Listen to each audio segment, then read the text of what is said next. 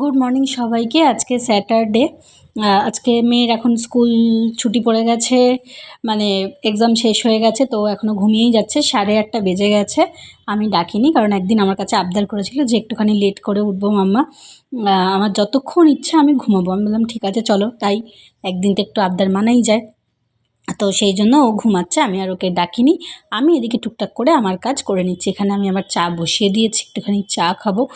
তো চলো, আমি পুজো টুজো করে নিয়েছি, নিয়ে আমি একটুখানি চা নিয়ে বসেছি। আমি কালকে বিকেল থেকে চা খাইনি বলে আমার প্রচণ্ড হেডেক হচ্ছে। আমার যে এরকম চায়ের নেশা হতে পারে সেটা সত্যি আমি নিজেও বুঝতে মানে ভাবিনি আর কি।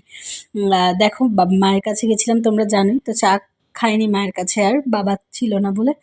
আর মায়েদের বাড়িতে বিকেলবেলা দুধ চা হয় না, কারণ মা চা খায় না, কেউই সেরকম দুধ চা খায় না বলে আমিও আর বলিনি, চা আর হয়নি। আমি ওই জন্য সকাল সকাল উঠে এখানে 1 কাপ চা নিয়ে, একটু ভালো করে দুধ দিয়ে চা নিয়ে বসে গেছি। এরকম চায়ের নেশা আমার মতো আর কার কার আছে একটু বলো। আমার কিন্তু এরকম ছিল না। রিসেন্টলি সকাল বিকেল চা খেয়ে খেয়ে এটা আরও বেশি হয়তো হয়ে গেছে। আর চা খেতে আমার এমনিতে ভালোই লাগে, সেটাও একটা কথা।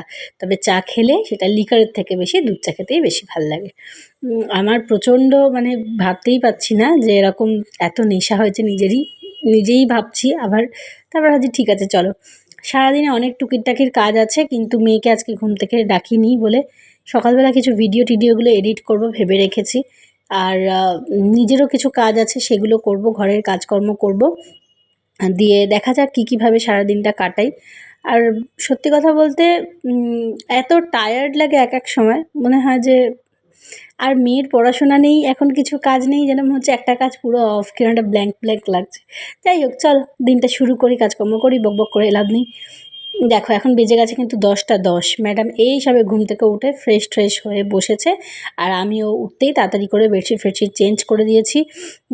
তারপরে ও এখানে বসেছে হচ্ছে এখন কেক নিয়ে। কালকে একটা বন্ধুর বার্থডে ছিল, দেখিয়েছিল তোমাদেরকে, তো ও এখন কেকটা খেতে বসে গেছে। সকালবেলা বললো যে আমি এত বেলা হয়ে গেছে আর কি ব্রেকফাস্ট করবো। আমি ঠিক আছে চলো তাহলে কেকটা খেয়ে নাও বলে ও এখন কেকটা নিয়ে বসেছে।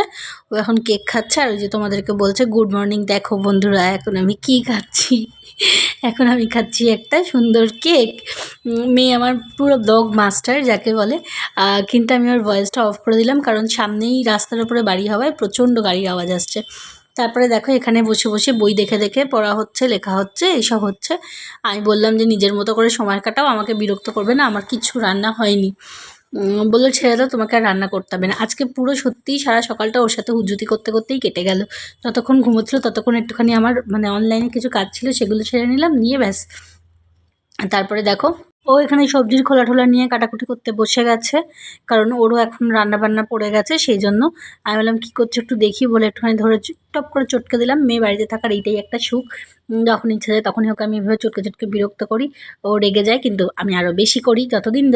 যতটা আদর করে নেওয়া যায় ততটাই আমাদের লাভ। তো যাই হোক, দেখো এবার আমার মেয়ে ইন্ট্রোডিউস করাচ্ছে চান টান করে এসে আজকে আমরা কি লাঞ্চ করছি তার সাথে। ও এখন এমনইভাবে ব্লগ করে যে আমি, মানে এত কথা বলে যে আমি বলতে, মানে এক সময় ভাবি ভয়েসটা রাখবো, এক সময় অফ করে দিই। আজকে হচ্ছে ফুলকপি আলু পোস্ত, আর তার সাথে হচ্ছে দই মাছ, আর একটুখানি মাছের ঝাল ছিল আগের দিনের, ওটাই খেয়ে নিয়েছি আজকে। গুড়জাউলি মাছ, আর কিছু রান্নাই করিনি। ভাত আজকে সারা সকাল বিশ্বাস করো সোনামার পেছনে এদিক ওদিক করতে করতেই কেটে গেছে। তেমন আর কিছু রান্নাই করিনি, দই মাছ আর ফুলকপি আলু পোস্তই হয়েছে। আর তার সাথে হচ্ছে তোমার ওই আগের দিনের মাছ, ওই যে বলছে আমি গুড়জাউলি মাছ খাবো, আমি এই মাছ খাবো না, আমি শুধু গুড়জাউলি মাছ দিয়ে ভাত খাবো, দই মাছ খাবো, এইসব করে যাচ্ছে। হ্যাঁ আজকে মজা, তাড়াতাড়ি ভাত খাওয়া হয়ে যাবে। মাছ তরকারি ভাত খেতে ভালোবাসে, কিন্তু যত কম রান্না হয় তত তাড়াতাড়ি ভাত খাওয়া যায়, এটা ঠিক কথা। দেখো কিরকম একটা কাশি হচ্ছে, গলাটা ধরে গেল। যাই হোক, ও এখন খেয়ে দিয়ে উঠে এই যে বসেছে স্লেট পেন্সিল নিয়ে। আমি বলেছি বিছানা নোংরা করবে না। বিকালবেলা উঠে এখন আবদার হচ্ছে মাম্মা কী খাবো। চিপস কিনে এনে রেখেছিল, একটুখানি চিপস খাচ্ছে, যদিও প্যাকেটটা কেটে আমি তার আগে খেয়ে নিয়েছি, অনেকগুলো জানে না। তার সাথে কাটাকুটি খেলা হচ্ছে মা মেয়ে, আমিও বসে বসে একটুখানি কাটাকুটি খেলছি। ইচ্ছা করে আমাকে হারিয়ে দেয় জানো, আমার দাঁতগুলো মুছে মুছে নিজের দাঁত দিয়ে দেয়, এরকম বদমাইশি করে। কান্না দেখো, মুখ লুকিয়ে লুকিয়ে কাঁদছে। এখন 6:45 বাজে, কি কান্না কাঁদছে, হ্যাঁ হ্যাঁ হ্যাঁ হ্যাঁ করে। দেখো আমি বলছি একটু মুখটা দেখাও, একটু মুখটা দেখাও, কিছুতেই মুখটা দেখাবে না। এবার কাঁদার কারণটা বলি। ও আজকে যাবে হচ্ছে তাইকোন্ডো ক্লাসে। এবার কী খাবে বললো, আমি বললাম তাহলে দুধ সুজি খাবে? বললো হ্যাঁ খাবো। এবার দুধের প্যাকেটটা সকাল থেকে কাটা ছিল না, ফ্রিজেই ছিল, বাট কেন জানি না সুজিটা আমি ডাইরেক্ট দুধটা না জাল দিয়েই সুজিটা ভেজে নিয়ে তার মধ্যে ডাইরেক্ট দুধটা দিয়ে দিয়েছি। এবার সামহাও দুধটা কেটে গেছে। আমি পুরো সুজিটা রেডি করে ফেলেছি, ওর মধ্যে বাড়িতে বানানো যেটুকু ঘি ছিল সেটাও পুরোটা দিয়ে দিয়েছি। এইটাই হচ্ছে ওর কান্নার কারণ, কিসের জন্য তুমি বাড়িতে বানানো ঘিটা দিয়ে দিলে, পুরো ঘিটা নষ্ট হলো, আমি আর ঘিটা খেতে পারবো না।